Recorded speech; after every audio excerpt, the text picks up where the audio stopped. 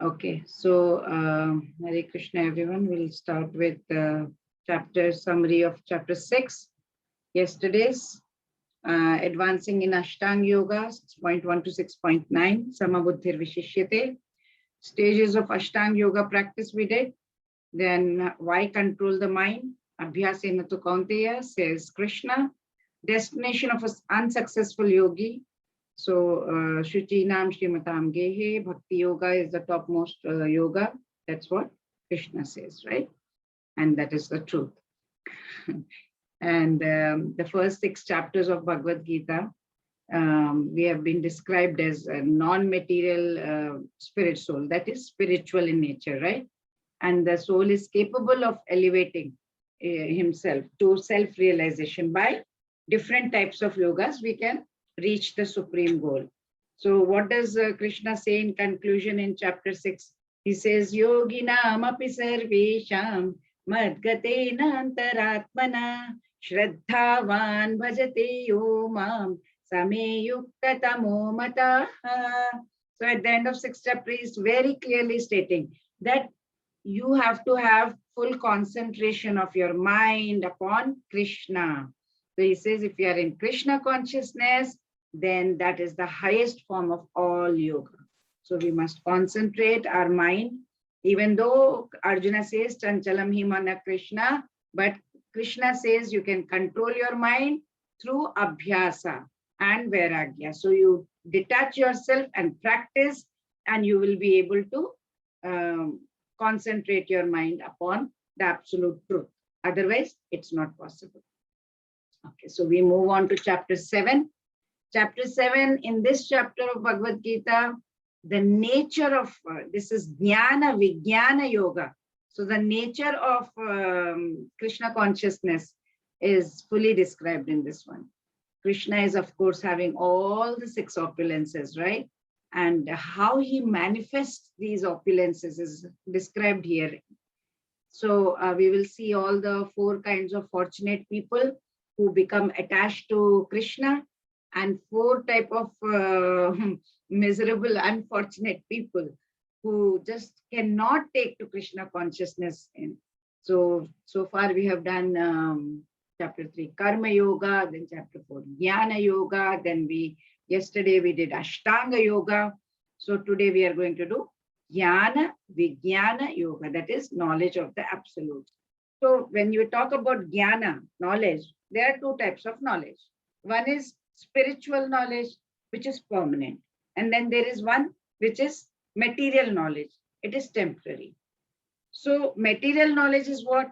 The degrees that we are getting. We do BA, MA, PhD, whatever degrees we do, right? Those are temporary. Why? Why is it temporary? Because the moment we leave this body and this soul goes away, the whole thing is waste. Again, when you take a life, take a rebirth, are you still having that PhD? Are you holding that PhD degree with you? No. You again have to study nursery, KG, 1, 2, 3, 4 till you reach again PhD. That is why it is temporary. But whereas whatever we are learning now, the Bhagavad Gita, it is permanent knowledge. How? Because this spiritual knowledge is not going to go waste, never. You must have seen small kid, 3 or 4 year kid reciting and doing so many mantras. How is it possible? They don't even know how to say ABCD. That means this is a permanent knowledge. It remains with us and it will continue. So wherever you have stopped here, it will continue from there. That is why it is called spiritual knowledge. Yet we are running after material desires. We are not ready to surrender to Lord Krishna. We just go and for material pleasures, we want to pray to demigods so that we can get the, temporary material prosperity, because we can get it very quickly. But we fail to understand that the demigods are also getting powers from Krishna. So why not just surrender to Krishna directly? Why, when we are getting that knowledge? And Krishna himself is confirming in this chapter that he is the ultimate truth. He is the highest authority. He has got so many opulences, 6 opulences, right? He is omnipotent, all powerful, omnipresent, everywhere, present everywhere, and his omniscience, he knows everything. So in first shloka, Krishna will ask Arjuna to listen to this very carefully. So let's see.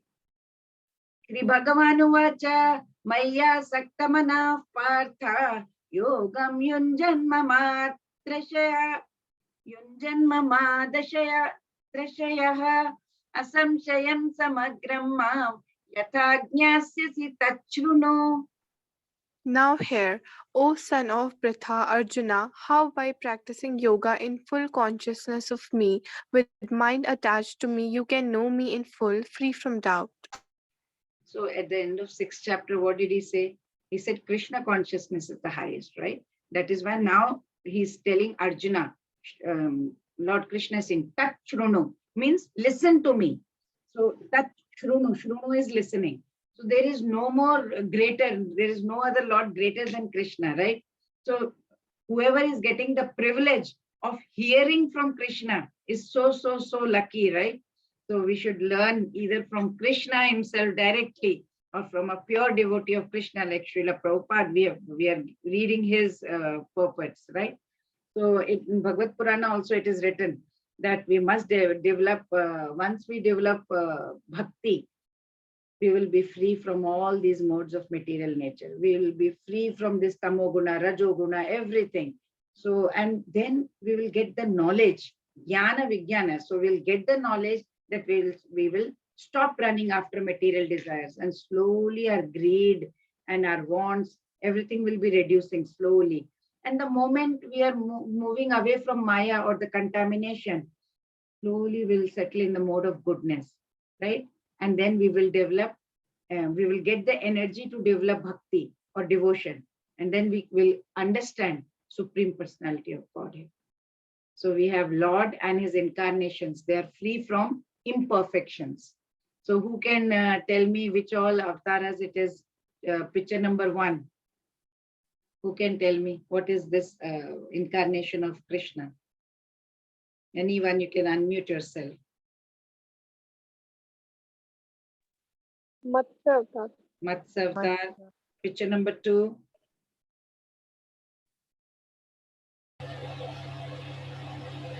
Kurma Avatar. Picture number 3.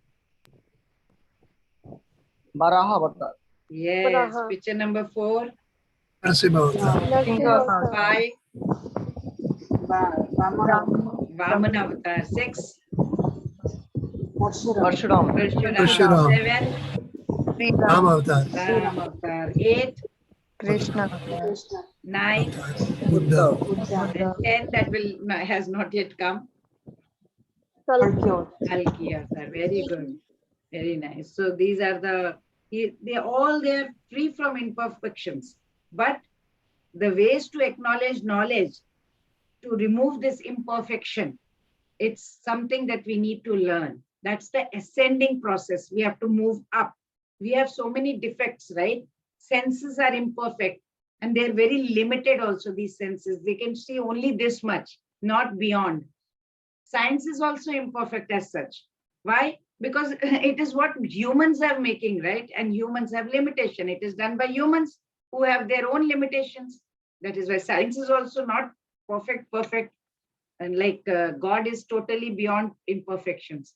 We have a tendency to commit mistakes. Like yesterday we did cheating propensity. We have cheating propensity. We are totally in illusion. So we are imperfect. Then what can we do? What should we do? We must always consult a perfect source for a life decision also if you want to make. If you are imperfect, you should approach somebody who is at least better than us and a perfect source, right? So we need to have faith. That is the essential ingredient in bhakti if we need to attain God. So knowledge we are going to have through hearing. So let's see that one. If you see this, what can you see in this mirror? The other side you are seeing perfect apple, but we know from this side it is not. So it is basically what? We are in illusion. We cannot see beyond a certain point, and we have cheating propensity. So we are so imperfect. What should we do? Again, we should consult a perfect source because we are imperfect. So we need to have faith for that. There are places where we are investing our faith, like in doctors or medicines or bus drivers, and somebody who's even cutting our hair, we have to invest our faith. Otherwise, we cannot even go to them, and we cannot even sit in a bus or a train or a flight. We invest our faith in them. So, right? So we have to nurture back that faith in scriptures now, in shastras now, that have been eroded by centuries of abuse and exploitation. We have to get back to shastras and start reading that. So the descending processes receive knowledge from authority, parampara. Like Srila Prabhupada was the 32nd there. It is coming down from parampara. We have to get back that faith and start learning from that. Faith is very important. Jnanam teham savijnanam idam vakshamya sheshatah yajñatva neha bhuyo nyat jnatavyam avashishyate. I shall now declare unto you in full this knowledge, both phenomenal and numinous, by knowing which there shall remain nothing further to be known. So I shall now declare unto you. Why Krishna wants to tell Arjuna? Because Arjuna is his very dear devotee and friend also. So he said, what will he declare? He will declare what is knowledge, what is jnana. Jnanam teham. So he will tell what is knowledge. So how do you learn? What is knowledge? It is knowledge. Knowledge is, how do you learn? We learn by applying what? We apply our mind, we apply our senses, and we apply our intellect. After applying all this, we gain knowledge. Now, what is Vijnana? So he says he is going to tell everything, right? He's going to declare what is knowledge and what is Vijnana. In contrast, Vijnana is wisdom. So what is wisdom? How do you know? You have gained the knowledge, right? How do you gain knowledge? Through spiritual practice. And then you're actually trying it out. You're putting it into application. You're applying it. So that is direct experiential realization that you're getting. You have gained the knowledge. After gaining the knowledge, you are applying it. So that is Vijnana, right? Like, for example, if there is a honey in a sealed bottle. So once it is in the sealed, you have heard that honey is very, very sweet to taste. And it is so sweet that you cannot even compare with any other sweet. But unless you open the lid and you take out and taste it, how will you know? So that is Vijnana. So you get the knowledge that honey is sweet. That is knowledge. But then you have to open it and then taste it to understand what it is. So that is Vijnana. So Jnana, Vijnana. So similarly, what does our Guru give? Guru gives us knowledge. So that is theoretical knowledge. You get that knowledge, but that knowledge is from the scriptures. But we need to do our sadhana. We have to practice it, right? The moment we get the jnana, we must practice it slowly, then we can purify our mind. We say we are listening to so many things, but we are not, nothing is happening. Why? Because we are not applying it. We have to apply. So in this verse, Lord Krishna is confirming to Arjuna that he will impart to him the theoretical knowledge, right? Regarding Supreme Personality of Godhead. He will illuminate his mind. Whatever wisdom is required, he is going to tell. So once he gains that jnana, then there will be nothing much remain for him to know, right? Then he's going to, next shloka, Krishna is going to tell about spiritual perfection. Manushyanam sahasreshu kashchit yatati siddhaye yatataamapi siddhanam kaschin mam veti tattvataha. Out of many thousands among men, one may endeavor for perfection, and of those who have achieved perfection, hardly one knows me in truth. So in the picture you see what is happening. So many are running. Will everyone reach the finish line together? No, only one. One may come first, second, third, like that. So many are running, but one may come. So Srila Prabhupada explains in his purport, like out of thousands of human beings, it's probably a rare person who is interested in knowing what is soul, what is this body, what is the ultimate destination.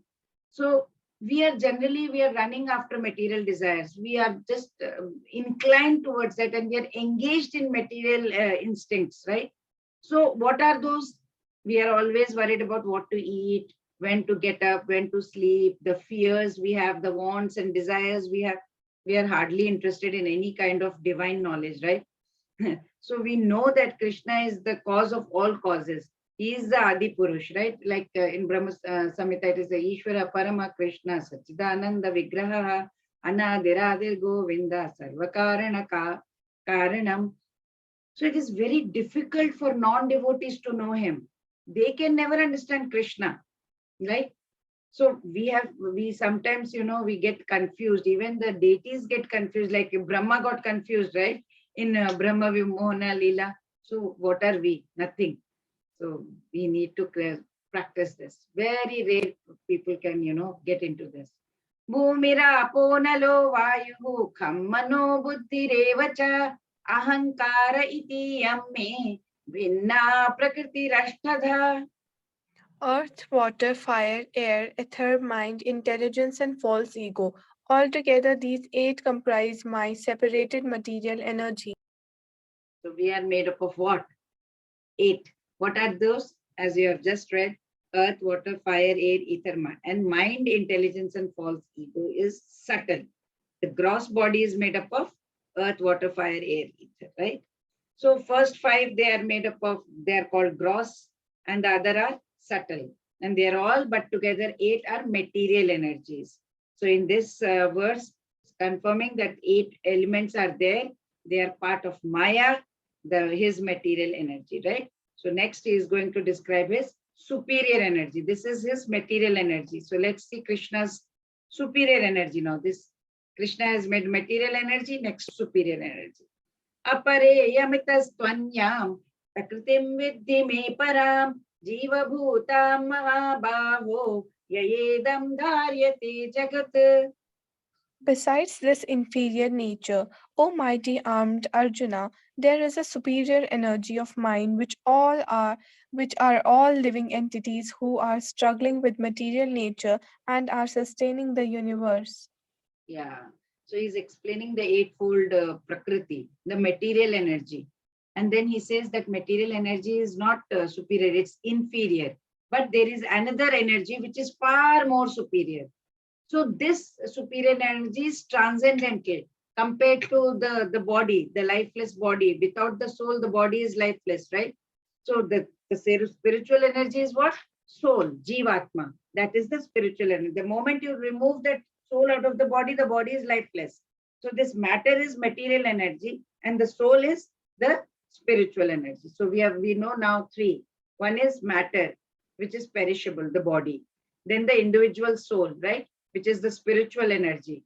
And the third is God, Paramatma, the controller of both the body and the soul. So we must meditate upon God, try to be one with God through yoga and get ourselves free from this bondage and go and meet God in Goloka Vrindavan, right? We have come from Krishna, we must go back to Krishna, back to Godhead. Etadhyonini bhutani sarvani tupadharaya aham krishnasya jagataha prabhavav pralayasthatha. Of all that is of all that is material and all that is spiritual in this world, know for certain that I am both its origin and dissolution. So in the picture, you can see so many bubbles, right? There are so many universes. Ours is just one small one. So everything is that exists, it's product of this body and the soul.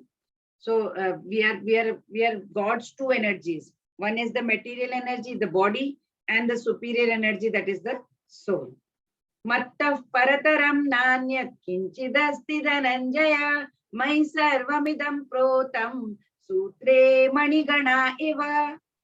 O conqueror of wealth, Arjuna, there is no truth superior to me. Everything rests upon me as pearls are strung on a thread.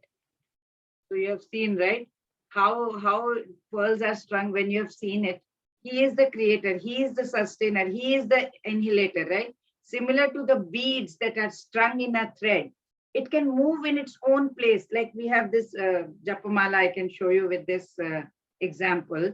Like when we take out the Japamala over here, we see this, right? So here, when you see this Japamala, it is tied in a thread. It is strung with a thread. But this Japamala, we can move it in its own place, but it cannot move out of it. So God has given this. This is an individual soul, for example. It has been given this freedom to move around like this, but it cannot come out completely, but it has got partial independence, right? So somebody is holding these in a thread. Somebody is holding, right? What is that? It's the thread.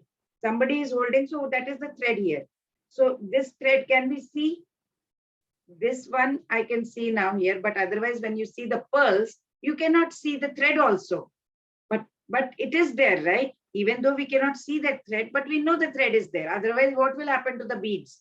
It will just fly away here, hither and thither. It will fall off everywhere. Same way, somebody is holding this universe. Somebody is making the sun rise and set. Somebody is putting everything in its place. Otherwise, planets are just what? Floating around. Somebody is doing it. There is a power. There is somebody greater than us, right? Who is doing this, but we cannot see him. Why? Because we don't have the quality to see him. And if this thread, whatever the thread is there, even in the Japamala or the pearls, if the thread is broken, what will happen? The beads will all scatter. Same way, if Krishna is not there, everything will scatter. Just because we cannot see him doesn't mean that he is not there. Yeah. So as Srila Prabhupada always says, that if the sun is there and the cloud covers the sun, does that mean that sun is not there? It is there, but we cannot see it. Same way, Krishna is there. If you want to see Krishna, we can see him. How? With complete faith and devotion and love for Krishna, right? So even in your office, there is some topmost person like CEO or maybe some university top person, the director or whoever he is, right? So everything, every university, every college, every factory has some topmost. There will nobody else who is superior than that person in that factory. Similarly, there is nobody who is superior to Krishna. So we must improve our vision. We must try and go beyond and try to hear, to be able to see that we are not able to see. So we need to create that kind of devotion. So lesson is that, okay, don't try to see God. Work in a way that God will see us. He will want to see, who is that? Somebody who's chanting so many rounds and with so much of devotion and faith. Let me go and see. So God should want to come to us and see. So we must do it that way. Raso hamapsu kaunteya prabhasmi shashi suryayoho pranava sarva vedeshu shabdah ke paurusham rushu. O son of Kunti, Arjuna, I am the taste of water, the light of the sun and the moon, the syllable Om in the Vedic mantras. I am the sound in ether and ability in Mataji. He is the essence of everything. Krishna is the essence of everything, right? In previous verse also said he is the creator, he is the maintainer, he is the sustainer, he is the annihilator, everything is there. He is the basis of everything. He is the one who is holding everything, like beads, thread in the beads, right? So he is now continuing, he continues to explain further in the next 4 verses from 7.8 to 7.11, right? He will say that I am Om in everything, like Om Namo Bhagavate Vasudevaya, Om Namo Shivaya, Om Ganeshaya Namaha, Om Bhurbhuva Swaha, everything Om. He says he is the Om. So we always get this question, why there is no Om in Hare Krishna? But Krishna is Om. So we have 4 Oms in Hare Krishna mantra also. Hare Krishna, Krishna Krishna, Hare Hare. So Krishna is Om, he is already there. That is why there are no rules. Because when you use Om and you say Om Bhurbhuva Swaha, you need proper rules and regulations. You just can't chant that anytime or every time. You have to take proper bath and you have to have strict rules and regulations. But if you do Hare Krishna mantra, you can do any time. There are no rules chanting Hare Krishna. If you have Om in any mantra, then there are some strict rules that we need to follow, right? Even when you see about water, that water bubble that we see in the picture, we learned that water is odorless, colorless, but according to this shloka, it appears to be that water has taste, because in spiritual sense, it has. So like Srila Prabhupada said that if you put some solid thing on your tongue and then you try to taste it, nothing will happen. The solid will remain there unless and until the saliva, the water from the saliva touches the water, the food item. You will not even know the taste of it. Otherwise, the tongue will remain dry, right? You won't understand till the saliva comes over there, touches it and dissolves it. That, oh, this is sweet. Then you will start understanding. Till then, the tongue will not be able to perceive the taste. So, who can separate the taste of water from Krishna, right? Krishna is the taste of water, says Krishna. So that is why Krishna is saying, I am taste in water. He is the intrinsic property in there, right? And like if I come from outside, it's so hot in the sun and I'm sweating and I'm tired and I come to drink some glass of water or something and it is not there, then what will happen? I will be craving for that. And instead, somebody else is offering me a mango juice. I will still not want. They will offer me some other drink. I will not want it till they give me water, right? So I'll say, can you please give me a glass of water? That's it, what I want. I'm so thirsty. And after drinking that, I feel so blissful. Similarly, because Krishna is the taste of water. Nothing can replace that. He is the sun, the moon, the Om, everything. We see Krishna everywhere. He is the ultimate energy, ultimate source, right? Let's see that. You can read all this. He is the taste in water. Taste in water, light of moon and sun, Om of Vedic mantras, sound ether, ability man, fragrance, earth, heat, fire, life, all that lives, penance, all aesthetics, original seed, all existences, intelligence, intelligent, prowess, all powerful men, strength, the strong divide of passion and desire, sex, life, not contrary to religious principles. So as we just discussed in the last verse, he is the taste in water, he is the light in sun and moon, he is the Om in all the Vedic mantras that we said, Om Namo Bhagavate Vasudevaya, right? So he is everything. He is the intelligent also in all the people. It's written, right? Intelligence in intelligent people. So that is why we always think, oh, why is he so intelligent? He is so genius. He's so brilliant. Like Bill Gates was so genius. Even Steve Jobs, he came up with that Apple iOS system, mobile operating system, right? So that has empowered us to use iPhone, and we are using laptops. I'm able to use Windows. Why are they so intelligent? How did they get this idea? He provides intelligence to intelligent. So God develops that intellect in those people. He chooses some and he gives them, right? He is the strength in people. He empowers them to do all this and take up all this responsibility. He is the sexual activity that in the institution of marriage for the procreation of the next generation, but has to be done in a virtuous way. So not in a beastly or animal way. That's what Krishna says. Daivi hesha gunamayi mama maya duratyaya mame vaye prapadyante maya metam tarantite. This divine energy of mine, consisting of the three modes of material nature, is difficult to overcome, but those who have surrendered unto me can easily cross beyond it. Yeah, tarantite means if you are drowning, you look around for help. Somebody is helping you. You'll feel, oh my God, thank God I was about to drown. Somebody has saved me. Similarly, the moment you see Lord is holding your hand, you'll say, oh my God, Maya metam tarantite. You come to me and I will save you from the Maya, right? Like the relief helicopters, if they come to and there is a flood, you're standing on your house waiting for somebody to save you, and suddenly you spot a helicopter and some people coming to save you. You'll say, oh God, thank you so much for pulling me out. You'll feel so relieved, you'll feel so blessed, you'll feel so blissful, right? So oh, thank God I've escaped the bad time, otherwise I would have died. So similarly, if Krishna is with us, we can cross the material world, right? It is otherwise very, very difficult to cross. It's so difficult to beat this Maya. Every moment we are tied with it, but with love and devotion, Krishna will take care of us, right? So we do get this doubt. It's so impossible to get through this Maya. That is why the second line, Mame vaye prapadyante Maya me tam tarantite, is saying, Mameva ye prapadyante, whoever will surrender to me, Maya me tam tarantite, I will, with my grace, you will be able to cross this material existence, right? So whatever the doubt we get at that time is, if it is so easy to defeat Maya, then why is it that most of us fall and we fail into that and we get trapped in this Maya?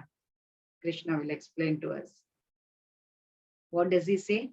Namam dushkritino mudhaha prapadyante naradhamaha mayaya pahrita jnanaha asuram bhavamashritaha. Those miscreants who are grossly foolish, lowest among mankind, whose knowledge is stolen by illusion and who partake of the atheistic nature of demons, do not surrender unto me. Yeah. Why do we fail? Why, if it is so easy to cross the ocean of material world, why we fail? So Krishna says, because of four categories of people who do not want to surrender to Krishna. Were they? Foolish, grossly foolish. They just don't, they're mudhas.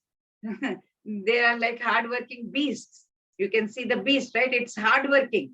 They want to enjoy the fruits of their labor. They do not want to put any effort to go towards Supreme at all. Another class is Naradhama, like this Jagai and Madhai. They were drunk and they hit Nityananda Prabhu. Immediately Nityananda Prabhu said something in Bengali. If any Bengali person is here, they can read this. Mere sheesh kol shirkana. Tai bole ki prem do bina. Somebody can read this Bengali, you can read it. So they are Naradham, Adhama. Nara means human being and Adhama means lowest, very low in there. They don't have any knowledge, like, you know, they do not have awareness actually. They have the knowledge and awareness, but they still want to not follow anything. They are lazy, right? And they do not want to surrender. So same thing, Jagai Madhai, as I was telling you, they were drunk. So, and what happened, Nityananda Prabhu, he was walking, chanting the name of Hare Krishna. He was attacked by them because they were drunk. So they didn't know what they were doing. They threw an earthen pot, which cut his forehead over here. And then at that point, Nityananda Prabhu said that you may be, Mere Sheesh Kol Sher Kana, you must be hitting me. You have hit me with the earthen pot. But do you think I will stop loving you? No, no, no, no. He's a great devotee. Chaitanya Mahaprabhu got very angry and he was about to hit and kill them. But Nityananda Prabhu immediately stopped him and begged him and said, please forgive them. They are Naradhamas, you know, they don't know what they are doing. So because Nityananda Prabhu had great compassion. Then we have deluded intellects. They think they are very proud of themselves. They think that they know the whole culture. They are mostly philosophers, poets, scientists and all. And the last one is demonic in nature, like Hiranyakashipu, Ravana. They think that they, after doing penance and all, they immediately start thinking that they are God. And they want everyone to, you know, worship them. Not, they don't surrender to God instead, right? So that is why one is grossly foolish, lowest among mankind, then illusion and atheistic nature of demons. So four types of people who reject Krishna are Mudha, grossly foolish, Naradhama, lowest of mankind, Mayapa, Hritajnana, deluded speculators, and Ashrim Bhavam, Ashrita, professed atheists. So who accepts Krishna? Chaturvidha bhajante mam jana sukriti norjuna arto jignyasurartharthi jnani cha bharatarshava.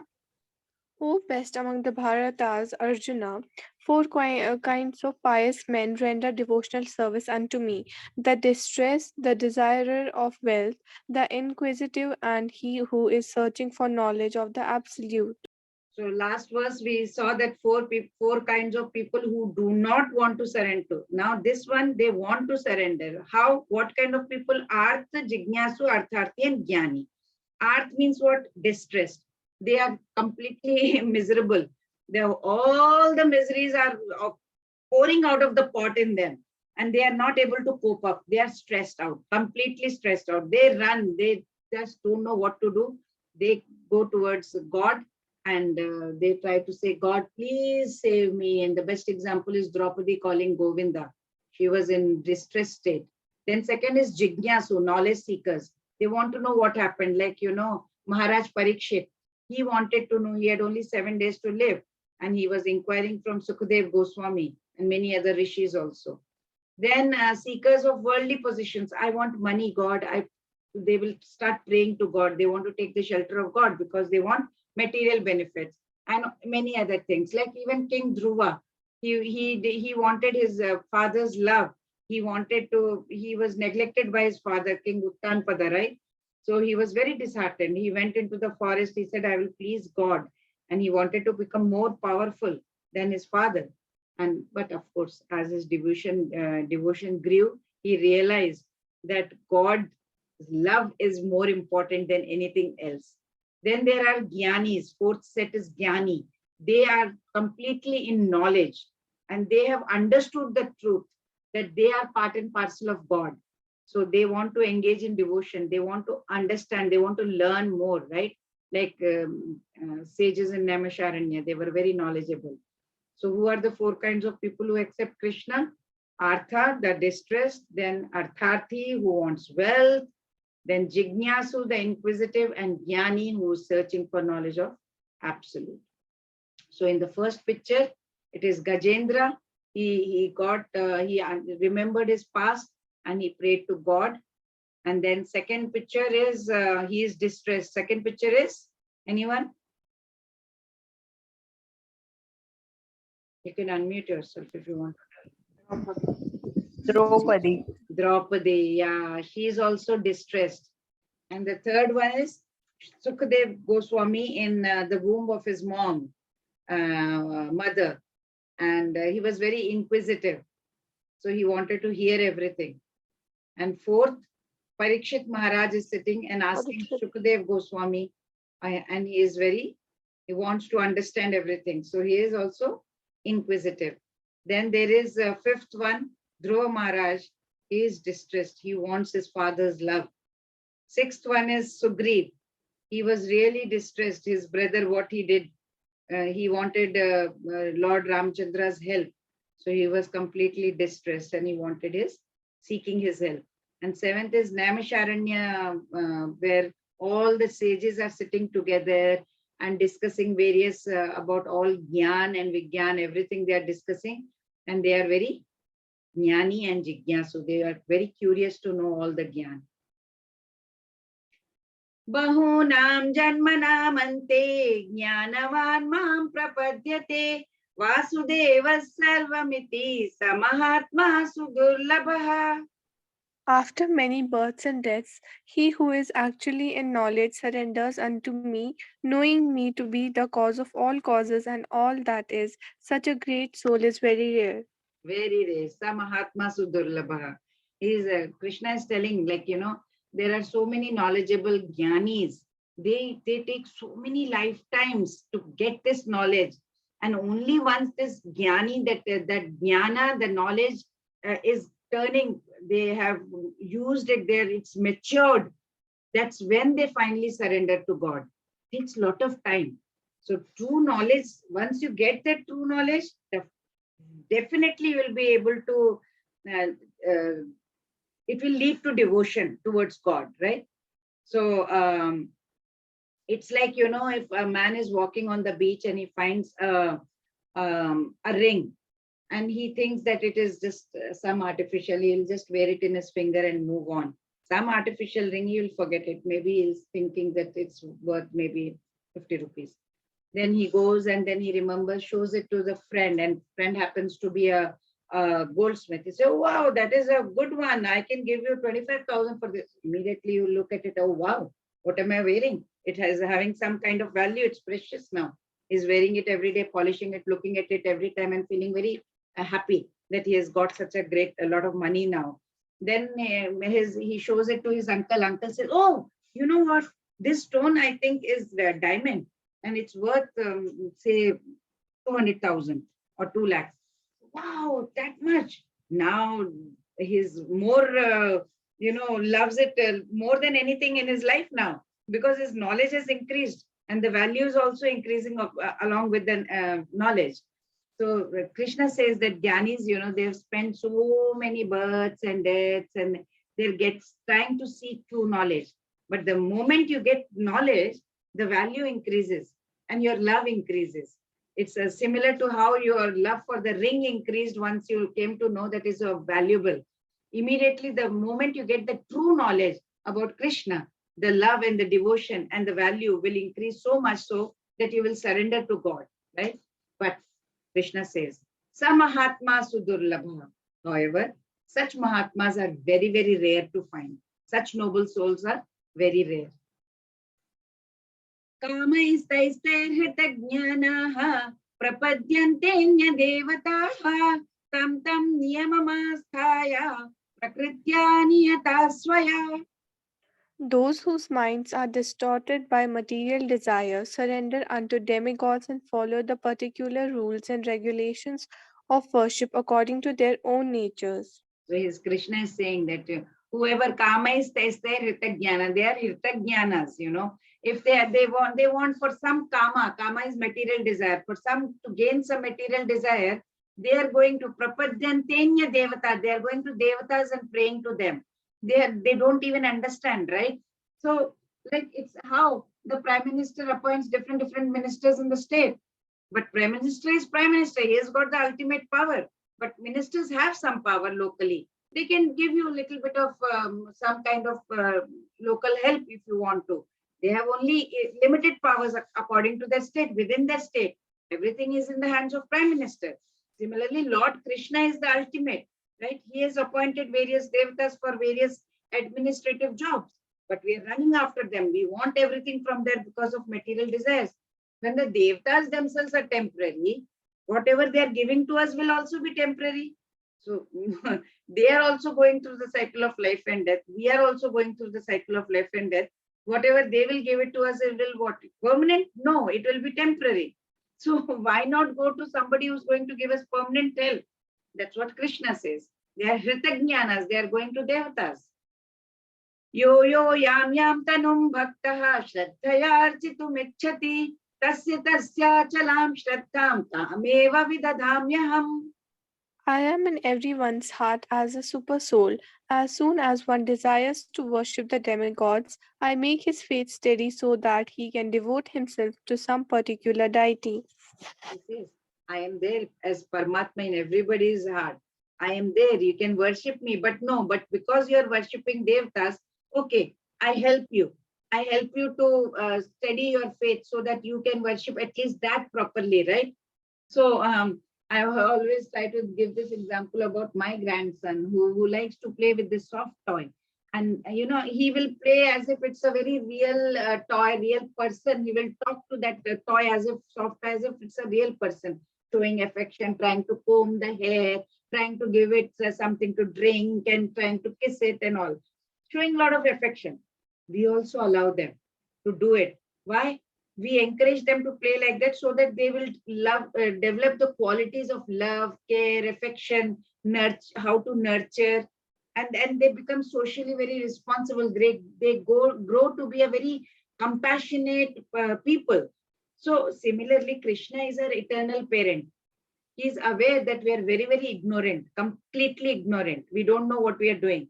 But he sees that we are engaged in worship of Devi Devtas, and he knows we are looking for material gains. But he will say, okay, I will steady your faith.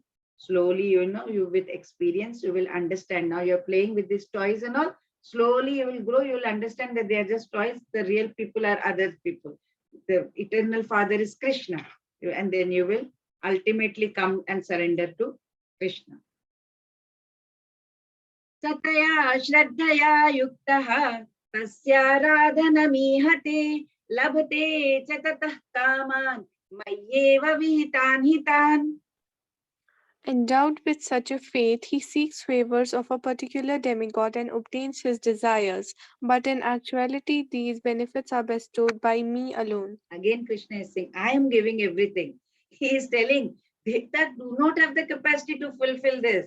They can only grant some wishes, right? If God permits it. So labhate means to obtain. So devotees, who have just average, mediocre understanding, they will think that they have obtained their desired material objects by pleasing the devtas. But in actuality, it is not so. It is God who is facilitating everything. We have to understand that. That's what Krishna is saying, bestowed by me alone. Antavantu phalam tesham tadbhavatyalpamedhasam devan devayajo yanti madbhakta yanti mamapi. Men of small intelligence worship the demigods, and their fruits are limited and temporary. Those who worship the demigods go to the planets of the demigods, but my devotees ultimately reach my supreme planet. Simple.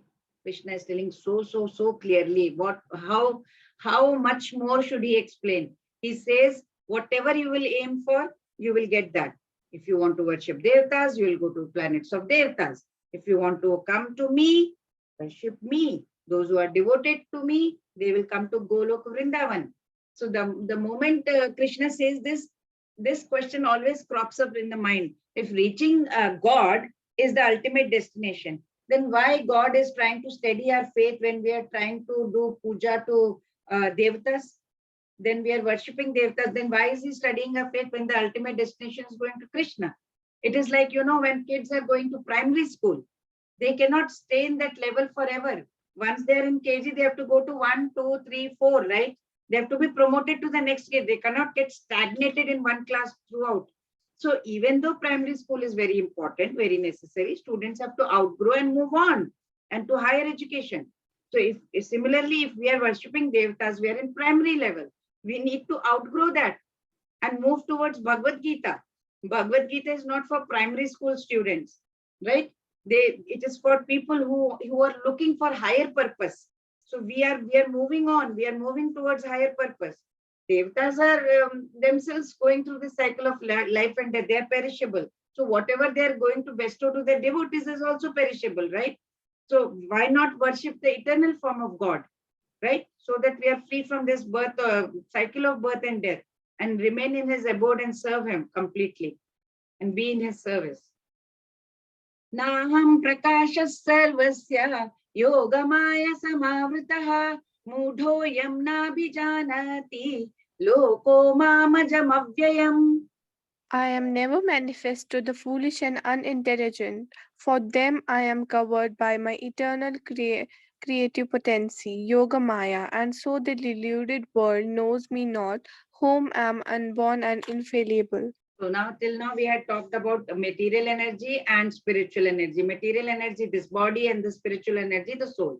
Now he is talking about, Krishna is talking about third, yogamaya, the internal potency, right? He mentioned two. Now he's talking about, first is the material energy, then he's talking about the superior energy. Now he says the most powerful energy, which is the yogamaya. He says that yogamaya is the internal potency, superior energy. And he says in present, if you're fortunate enough to see the Lord in personal form, even now, if he comes, we will not be able to recognize him because he's covered with yogamaya and we are not eligible to see him. Completely yogamaya is complete spiritual energy. We cannot see that divine energy. That divine energy is his yogamaya and we cannot see because we don't have the quality of that vision. Vedaham samatitani vartamanani charjuna bhavishyani cha bhutani mam tu vedana kaschana. O Arjuna, as the Supreme Personality of Godhead, I know everything that has happened in the past, all that is happening in the present, and all things that are yet to come. I also know all living entities, but me no one knows. Similarly, he is the knower of past, present, future.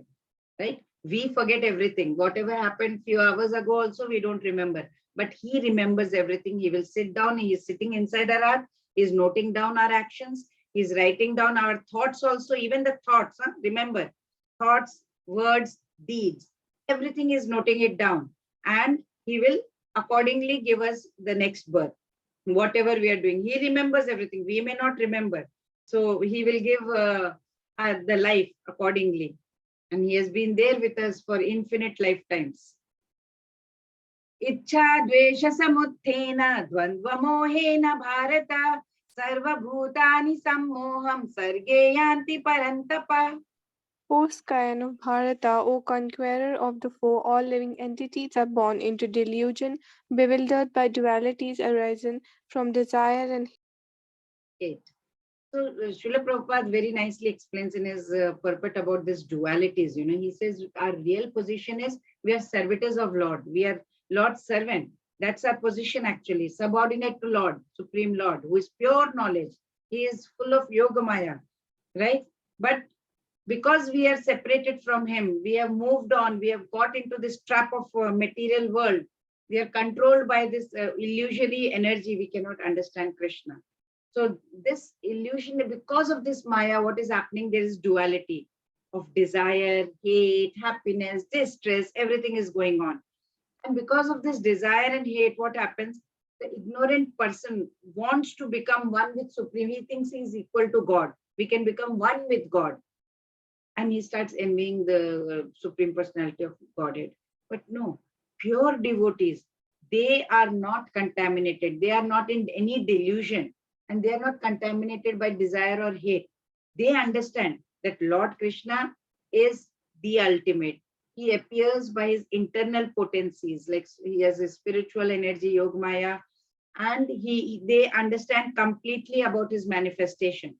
But those who are completely in illusion, in this kind of duality, and completely ignorant, they think that God is just made up of some material energy only.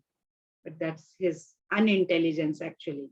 They are in that duality of dishonor, honor, misery, happiness, pleasure, pain, thinking, oh, this is my wife, this is my house, this is my room, this is my laptop, everything is mine. He doesn't understand that these are all temporary. He's completely in delusion state. साधिभूताधिदैवं मां साधियज्ञं च ये विदुः प्रयाणकालेऽपि च मां विदुर्युक्तचेतसः. those who know me as the Supreme Lord are the governing principle of the material manifestation, who know me as the one underlying all the demigods and as the one sustaining all sacrifices, can with steadfast mind understand and know me even at the time of death. Know me even at the time of death. Krishna is very clearly telling those who are enlightened, those souls who know him, and they are totally devoted to him in faith, also having a lot of faith.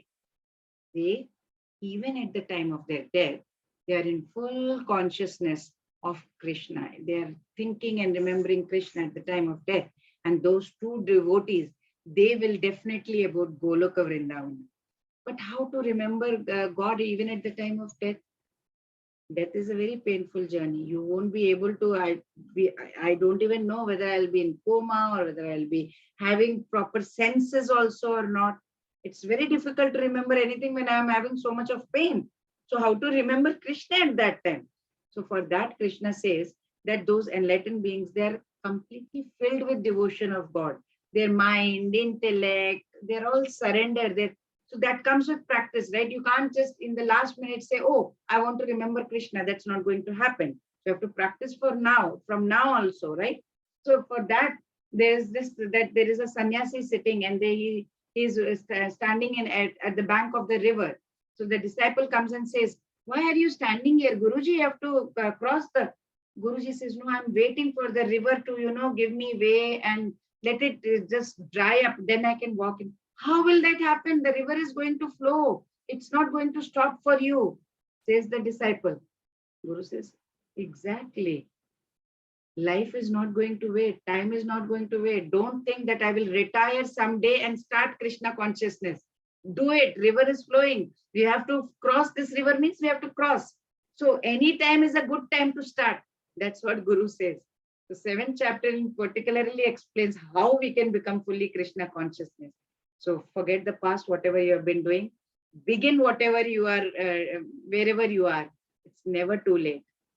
Like the sannyasi said, we have to cross the river means we have to cross the river now. Don't wait till the retirement. It's never too late to start the spiritual journey. Let's all go back to Godhead, back to Krishna. So chapter 7, we learned about through hearing, knowledge, that's the ascending not possible because we are having 4 limitations: cheating propensity, we don't have proper senses, imperfect senses and all.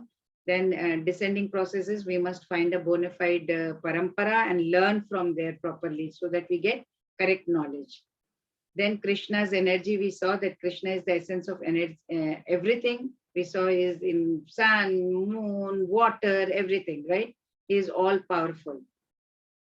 Then we saw some people accept Krishna, some people reject Krishna. Who rejects Krishna? Who are grossly foolish, who are lowest Naradhama, who are totally Hritagnyana, and they are atheists, demonic. And who accepts Krishna? The distressed, the desire of artha and artharthi and the jnani, and one who is searching for absolute truth, and the inquisitive, curious people. Then we have demigod worship. Why do they do? Because they have desires and they are they're much less intelligent. And what will be the result of demigod worship? You will get limited and temporary results. You will go to the planet of demigod. When your merits are over, you have to come back to this cycle of life and death. So who can be a devotee? Who have got pious credits from the previous birth. You have to have some credits coming over, right? And then there are no sins that you have done, and devotional service with determination can become a devotee. So let's see the 7.1 to 7.3 glories of knowledge about Krishna we learned. Then 7.4 to 7.12 knowledge of Krishna's energy. 13 to 19 surrendering unto Lord Krishna. 20 to 25 demigod worship and impersonalism, and 26 to 30 from delusion to devotion. That's very important, right? Ichcha dvesha samuttena. You have to get over from these dualities of life. Then in next chapter, Krishna will explain about Adi Bhuta, Adi Deva, and Adi Yajna. We'll learn about that tomorrow. Vancha kalpata rupasya kripa sindhubhya evacha patitanam pavanebhyo vaishnavebhyo namo namah. Hare Krishna, Krishna Krishna, Hare Hare, Hare Rama, Rama Rama, Hare Hare, Hare Krishna.